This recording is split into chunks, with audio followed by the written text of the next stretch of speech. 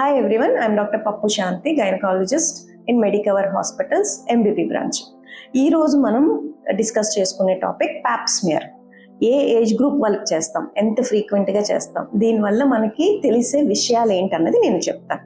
First ఏ age group వాళ్ళకి చేస్తాం, 35 years వాళ్ళ నుంచి మొదలు పెడతాం. ఎవ్రీ ఇయర్ ఎంత ఫ్రీక్వెంట్గా చేయించుకోవాలి, ఎవ్రీ ఇయర్ ఫర్ 3 years అంటే కన్సెక్యూటివ్గా క్రమం మర్చిపోకుండా ఎవ్రీ ఇయర్ ఫర్ 3 years చేయించుకోవాలి, yearly once.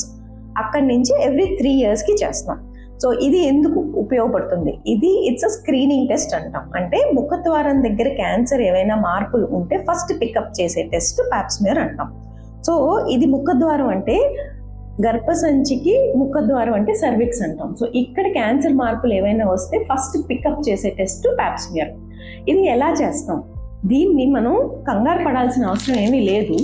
And it's not a painful procedure or invasive procedure. అంటే ముక్క తీసి పంపించడం ఇలాంటిది ఏమీ కాదు. It's just a simple procedure, painless procedure.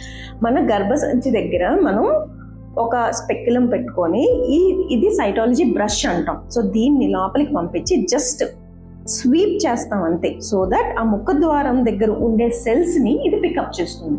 Then we send this to the pathologist. దీన్ని మనం పెథాలజీ దగ్గరికి పంపించినప్పుడు వాళ్ళ మైక్రోస్కోప్ లో చూసి క్యాన్సర్ మార్పులు ఏవైనా ఉంటే మనకి ఫస్ట్ ఇండికేట్ చేస్తుంది ఈ test.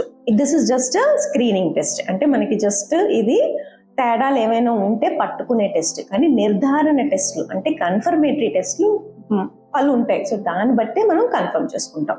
So this is all about Pap smear. Thank you.